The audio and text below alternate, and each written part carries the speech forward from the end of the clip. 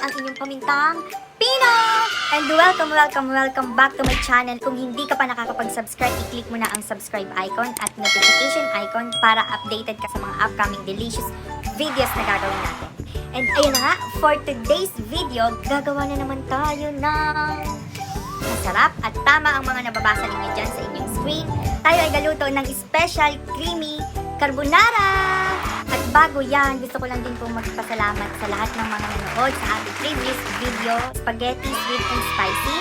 Maraming salamat po sa mga nabudol sa panonood niyan. Kung hindi mo pa yung napapanood, ilalagay ko ang link sa description box below. Masyado na tayo maraming chika mga ka-pepper at tara na samahan nyo ako mamili ng mga ingredients na kailangan natin. Talagang ang gutom na. Tara, samahan nyo ako!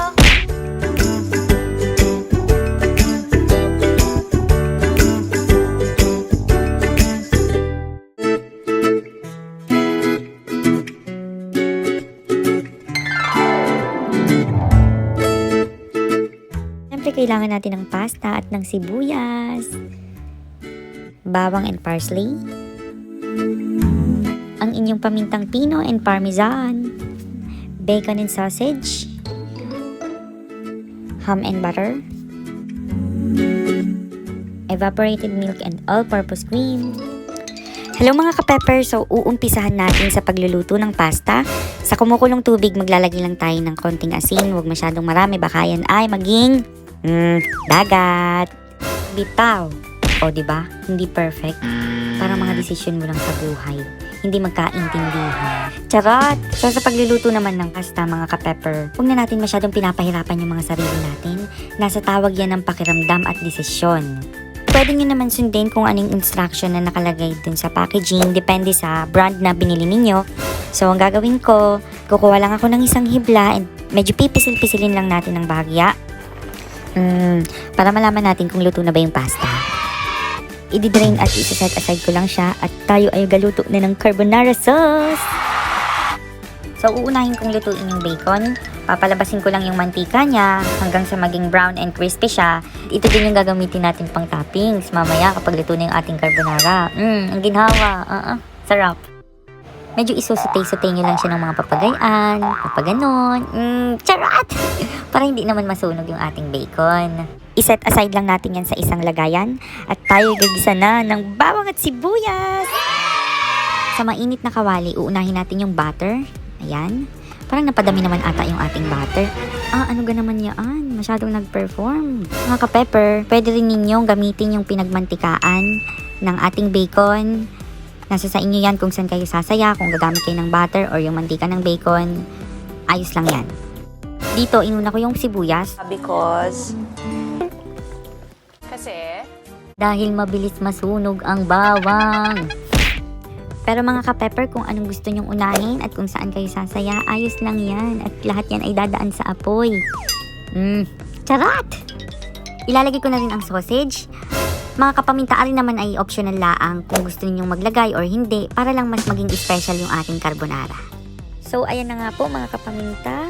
Tutusta-tustahin lang natin ng kaunti. Para siya ay mas masarap. Sana all masarap. Isunod na natin ang mushroom. Hahalu-haluin lang natin siya hanggang sa siya ay maluto. Ayan. So, ilalagay ko na ngayon mga ka-pepper ang ham. Ayan, so dito pa lang sa mga ingredients na nilagay natin, siguradong malasa at masarap na itong ating carbonara. Talaga naman.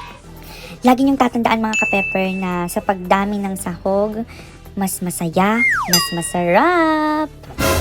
Maglalagay na rin ako ng bacon mula din sa niluto natin kanina. Mga kalahating sandok lang. Ayan, sarap-sarap na niya. Ang bango-bango na niya mga ka-pepper. Parang gusto ko nang kumuha ng bahaw at talagang ari ay ulamin na. Charot!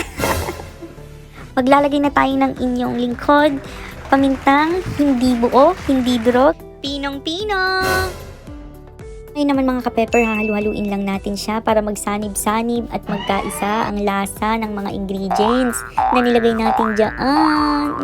Takpan lang natin yan ng 2 to 3 minutes sa mahinang apoy bago tayo maglagay ng gatas.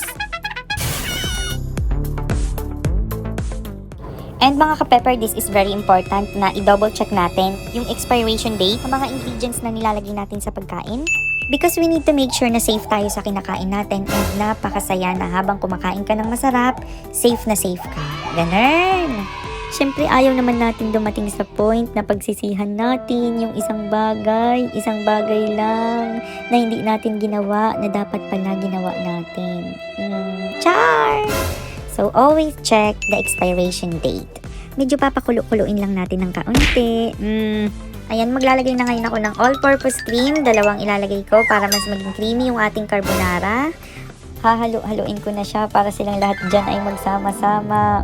Ang sarap ng amoy ng ating carbonara sauce. Ang gutom na talaga. Mga ka-pepper, tatakpan ko muna siya ng 1 to 2 minutes hanggang sa kumulo at lumapot yung ating sauce. So kapag ganyan na kumukulo na siya, napaka-importante na mayat maya na yung paghahalo sa ating carbonara sauce kasi may tendency na masunog at dumikit siya. Siyempre ayaw naman natin na masayang yung ating mga effort. Kaya yan ay kailangan ng pagbabantay, paghahalo-halo. Kailangan yung bantayan yan kasi baka yan ay magloko. Char! Ka-pepper, maglalagay na ako ng parmesan cheese para bukod sa creamy na ang ating carbonara, cheesy pa siya. Ganun!